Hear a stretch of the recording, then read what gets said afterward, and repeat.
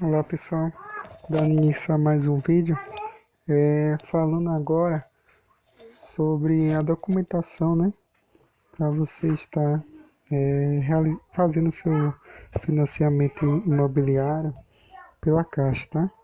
Então vamos à lista que a Caixa apresenta.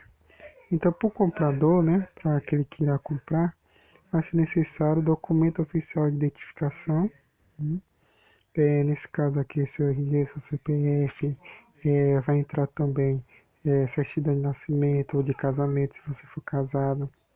Vai entrar aqui extrato de FGTS, sua carteira de trabalho, vai entrar imposto de renda, vai entrar também extrato bancário, né, seja da Caixa ou seja de outros bancos, vai entrar contas que você pagou, né? Então, essa quantidade de documentos, né, para o comprador. Apesar da caixa estar aqui mostrando só dois, mas existe mais do que esse, né? E depois está aqui o uso do FGTS, correto. Então a carteira de trabalho, o extrato do FGTS e a última declaração do imposto de renda com recibo de entrega à Receita Federal. Então é interessante você estar declarando imposto de renda, porque é uma forma formal, né, de você estar comprovando sua renda. Mas é claro que o banco ele quer ter algo a mais. Esse algo a mais é o seu extrato bancário, né? É, é a comprovação que você do seu depósito que você faz. Então, por favor, repito, não transfira dinheiro, deposite o valor na conta, tá?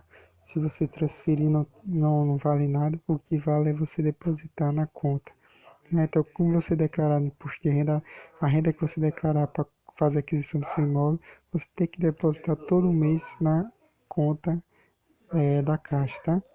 Do imóvel, ele fala aqui só certidão atualizada de ter o teor da matrícula, ou seja, se é o certidão de ônus, né, de ter o teor da matrícula. Se o imóvel tem alguma hipoteca, é financiado, vai mostrar todo o histórico. Os antigos donos atuais, né?